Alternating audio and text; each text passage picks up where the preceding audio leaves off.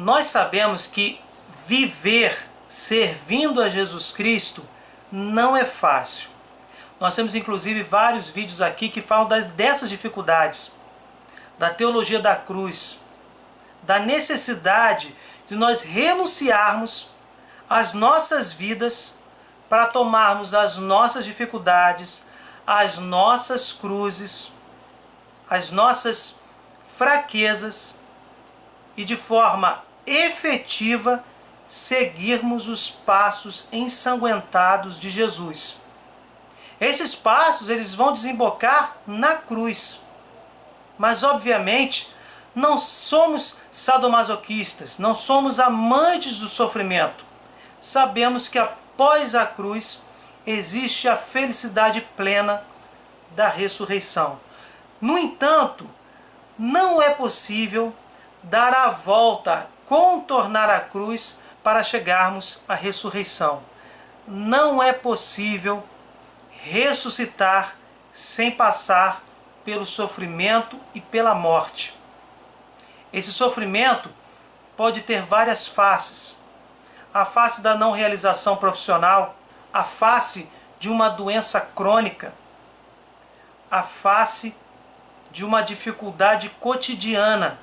Essa cruz ou essas cruzes podem tomar vários aspectos. O que é necessário, antes de mais nada, é que não devemos tentar adivinhar a todo momento aquilo que o Senhor quer de nós. Será que devemos tentar adivinhar em todos os momentos o que o Senhor deseja de cada um de nós? Será que devemos ter a audácia de conhecer completamente os desígnios do Senhor? Tudo o que fizerdes, fazei de bom coração, como para o Senhor e não para os homens, certos de que recebereis como recompensa a herança das mãos do Senhor. Servi a Cristo, Senhor. Quem cometer injustiça pagará pelo que fez injustamente, e não haverá distinção de pessoas. Devemos servir a Deus sem pensar na recompensa. O amor que Jesus nos ensina é um amor gratuito. Aquele que dá vida pelo irmão e que não está esperando uma recompensa. Nós já falamos aqui algumas vezes, aquela máxima espírita de que só há salvação com caridade, ela pode nos levar a um argumento falso de que precisamos fazer caridade para nos salvarmos. Como se a caridade fosse um pagamento para a salvação. Mas a caridade, o amor, não deve ser praticado pensando em uma recompensa, pensando no caso na salvação, mas deve ser praticado de forma gratuita. Até porque Deus não faz distinção de pessoas. Todos nós devemos servir a Deus, servir com amor e servir gratuitamente, mas sem a preocupação de tentar a todo instante adivinhar o que Deus quer de nós. Se nós vamos servir a Deus, devemos simplesmente servir com amor, servir com gratuidade, servir com perseverança. Basta isso. Servir a Deus é simples. Se fosse complexo, somente as cabeças mais brilhantes deste mundo estariam se aproximando de Deus. E nós sabemos que quanto mais simples nós formos, não estou aqui falando de grau de instrução, nem de poder aquisitivo, mas sim de humildade, de simplicidade, de se fazer criança diante de Deus. Quanto mais simples nós nos tornarmos diante de Deus, quanto mais simples servirmos a Deus, mais simples a nossa caminhada será. Mais simples será a nossa comunhão com Deus. E isso, inclusive, significa guardar os mandamentos, e não somente guardar os mandamentos, mas praticar boas obras. Se quiseres guardar os mandamentos e praticar sempre fielmente o que é agradável a Deus, eles te guardarão. Ele pôs diante de ti a água e o fogo. Estende a mão para aquilo que desejares. A vida e a morte, o bem e o mal estão diante do homem. O que ele escolher, isso lhe será dado, porque é grande a sabedoria de Deus, forte e poderoso. Ele vê sem cessar todos os homens, como nós vimos lá em Colossenses 3. Ele não faz distinção de pessoas. Continuando. Os olhos do Senhor estão sobre os que o temem, e ele conhece todo o comportamento dos homens. Ele não deu origem a ninguém para fazer o mal, e a ninguém deu licença para pecar, pois não deseja uma multidão de filhos infiéis e inúteis. Deus está no controle, mas Deus não desrespeita o seu livre arbítrio. Ele apresenta diante de você o bem e o mal, a água e o fogo. Às vezes existem mais de dois caminhos, mais de um caminho para o mal, mais de um caminho para o bem. Ele está no controle. A providência divina está acontecendo em todo instante da tua vida, em todos os momentos da sua vida.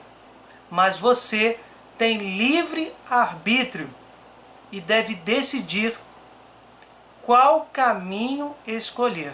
E como está lá em Eclesiástico 15, você é livre para estender a tua mão para o caminho que você quer, para o caminho que você está escolhendo. No entanto, ficar novamente tentando adivinhar os desígnios do Senhor é muito difícil. Quando estamos diante do Santíssimo Sacramento, numa adoração eucarística, quando pedimos a ajuda de Deus, a ajuda do Espírito Santo de Deus, para tentar entender o que precisamos fazer diante de tais escolhas que devemos ter, tudo bem, mas tentar usar em todos os momentos, em todos os segundos de nossas vidas, o Espírito Santo desta forma, é praticamente tentar a Deus. Porque você tem livre-arbítrio e você precisa sim ser simples, amar gratuitamente a Deus. E quando amamos o próximo, nós estamos amando a Deus também. E desta forma simples, fazendo o bem, tentando escolher o bem em todos os momentos, nós fazemos a vontade de Deus. Ficar provocando a Deus a todo instante para que Ele te responda, para que Ele te desvie de repente de uma cruz que pode acontecer na sua vida, é até imoral. É desobedecer, por exemplo, aos ensinamentos que Jesus nos dá sobre a teologia da cruz. Haverão dificuldades. Muitas das vezes, elas efetivamente acontecerão. O que a gente precisa fazer nesse momento em que o sofrimento está acontecendo, em que a cruz está em nossas costas, é pedir a ajuda de Deus, não para que Ele retire a cruz. Nós podemos pedir que Ele alivie o peso da cruz. Podemos até pedir que, se for da vontade dEle, que esta cruz seja retirada. Mas devemos ter a nítida consciência de que o primeiro pedido que devemos fazer nesse momento é pedir força para carregar a cruz. Porque sim, carregar a nossa cruz é salutar para a nossa vida espiritual, para o nosso caminho em busca da verdadeira santidade. Está lá no Catecismo da Igreja Católica. Aos homens Deus concede até de poderem participar livremente de sua providência, confiando-lhes a responsabilidade de submeter a terra e dominá-la. Deus concede assim aos homens serem causas inteligentes e livres para completar a obra da criação, aperfeiçoar sua harmonia para o bem deles e de seus próximos. Por isso devemos amar de forma simples o próximo, porque com certeza estaremos amando a Deus. Cooperadores, muitas vezes inconscientes da vontade divina, os homens podem entrar deliberadamente no plano divino, por suas ações, por suas orações, mas também por seus sofrimentos. É o que exatamente acabamos de falar. Tornam-se então plenamente cooperadores de Deus e do seu reino. Não temais aqueles que matam o corpo, mas não podem matar a alma. Temei antes aquele que pode precipitar a alma e o corpo na geena. E aí podemos substituir por inferno.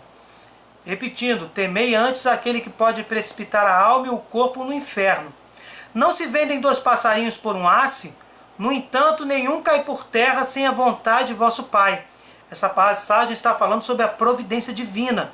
Até os cabelos de vossa cabeça estão todos contados. Não temais, pois, bem mais que os pássaros, valeis vós. Portanto, quem der testemunho de mim diante dos homens, também eu darei testemunho dele diante de meu Pai que está nos céus. Quando Jesus fala, não temais, pois, dentro desse contexto da providência divina, ele também está se referindo às pessoas que de uma forma muito intensa querem a todo instante a resposta de Deus para qualquer ação que vão praticar. Volto a dizer, o Marcos aqui não está falando que não devemos pedir a orientação do Espírito Santo para escolhas que fazemos em nossas vidas, que não devamos, diante de uma adoração eucarística, ou até mesmo quando estamos efetivamente comungando a Eucaristia em uma Santa Missa, pedir a orientação de Deus. Eu não estou dizendo isso. Eu estou dizendo que muitas das vezes acabamos exagerando, tentando a Deus nos mínimos detalhes de nossas vidas. E aí estamos de forma exagerada tendo medo. Jesus teve medo. Foi igual a nós em tudo, exceto no pecado. Mas o medo que paralisa, o medo que nos faz tentar a Deus, é aquele medo que está lá em uma das cartas de João, e que João afirma: Deus é amor, e em Deus não há temor. Não é aquele temor a Deus que nos faz respeitar a Deus e seguir a vontade de Deus. Esse temor a Deus é um respeito salutar a nosso Deus, a nosso Senhor.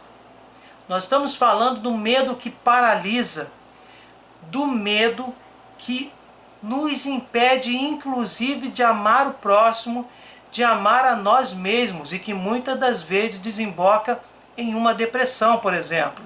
Continuando, no versículo 33, aquele, porém, que me negar diante dos homens, também eu o negarei diante de meu Pai que está nos céus. Não julgueis que vim trazer a paz à terra, vim trazer não a paz, mas a espada. Eu vim trazer a divisão entre o filho e o pai, entre a filha e a mãe, entre a nora e a sogra. E os inimigos do homem serão as pessoas de sua própria casa. Quem ama seu pai ou sua mãe mais que a mim, não é digno de mim. Quem ama seu filho mais que a mim, não é digno de mim. Quem não toma sua cruz e não me segue, não é digno de mim. Imediatamente após essa passagem, nós temos aquela passagem que Jesus diz, que eu citei no início desse vídeo, que devemos renunciar às nossas vidas, tomarmos as nossas cruzes e seguirmos Jesus Cristo. Mas nesses versículos nós percebemos aqui que Jesus não é contra a família, até porque a família é uma instituição divina. Ele não vai, de forma gratuita, jogar o filho contra o pai, jogar a nora contra a sogra. Não. O que ele está dizendo aqui é que devemos amar a Deus sobre todas as coisas.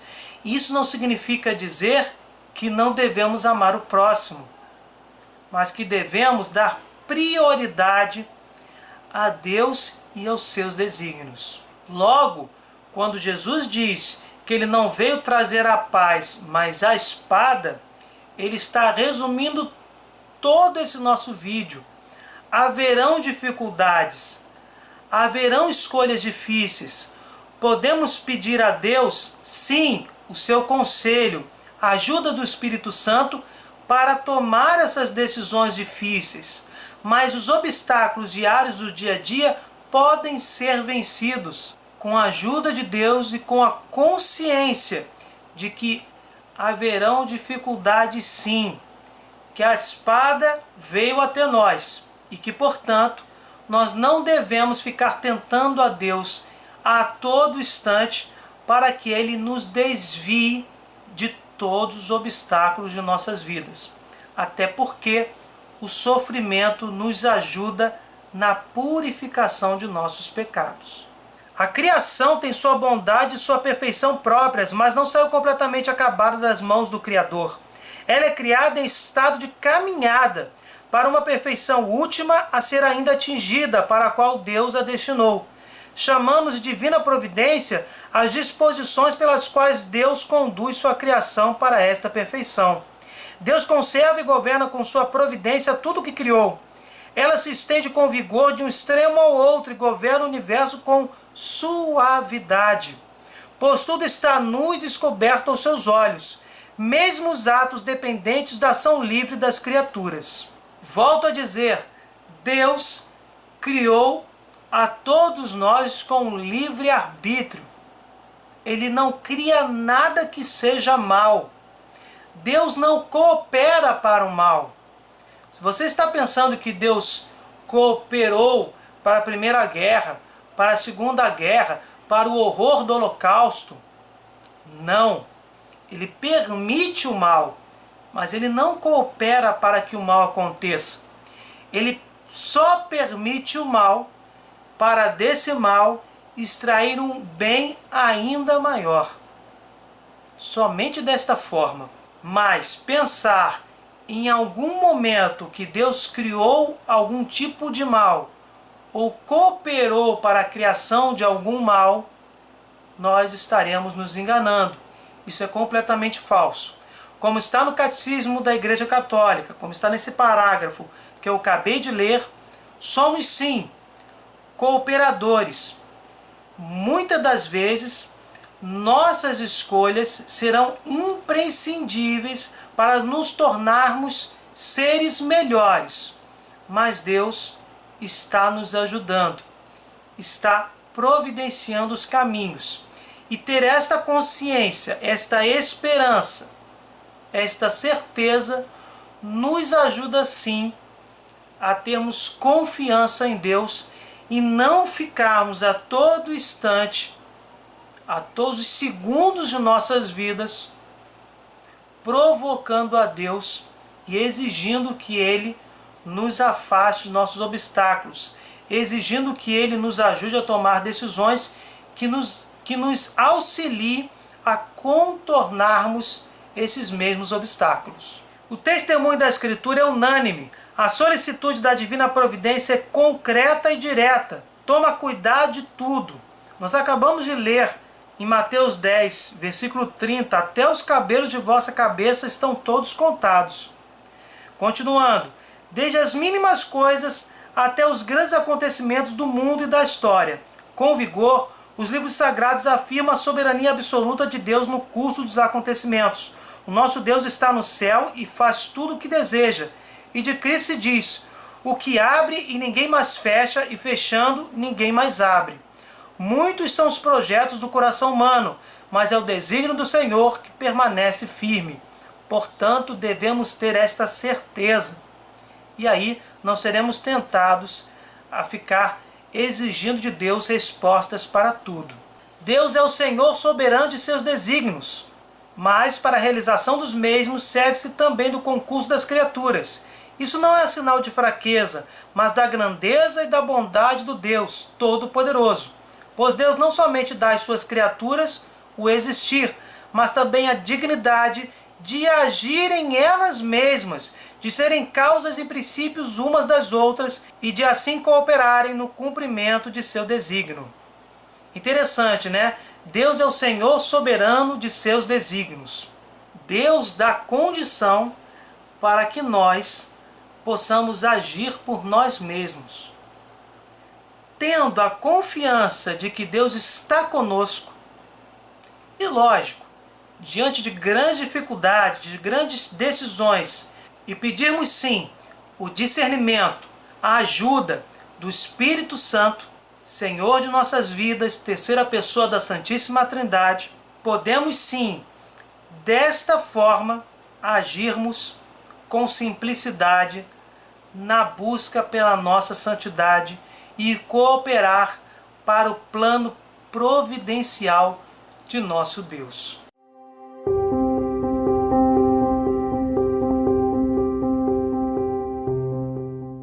Bem, gente, eu espero que vocês tenham compreendido. Desde o começo do vídeo até agora, nós tivemos aí uma sequência de raciocínio para que a gente possa entender que precisamos sim da ajuda de Deus para tomarmos as nossas decisões, mas não precisamos ficar tentando a todo instante nosso Senhor, inclusive para nos afastarmos das dificuldades e também para ficarmos adivinhando a todo instante os desígnios do Senhor.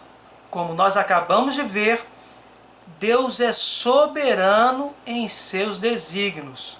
Nós não podemos, e eu acho que essa frase conclui todo o nosso vídeo, nós não podemos fazer o papel de Deus, fazer o papel de Senhor da providência divina, de ser onisciente.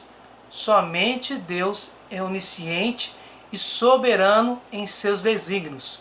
Somente a Deus pertence a providência divina, logicamente. Bem, gente, se vocês gostaram, deixem o seu like, compartilhem, se inscrevam no canal, desculpe qualquer coisa, fiquem com Deus e até o próximo vídeo.